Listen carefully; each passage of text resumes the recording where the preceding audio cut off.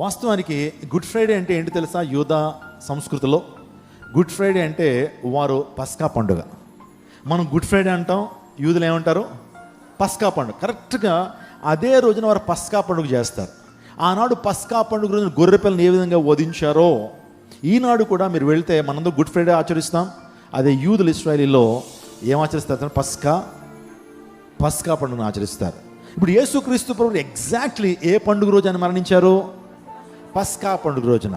పస్కా పండుగ రోజున చిట్ట చివరి గొర్రెపిల్ల, అంటే మొత్తం వాళ్ళ పండుగ అంతా చేసిన తర్వాత కరెక్ట్గా మధ్యాహ్నం 3 గంటలకు ఏం చేయబడుతుంది? పస్కా గొర్రెపిల్ల వధించబడుతుంది.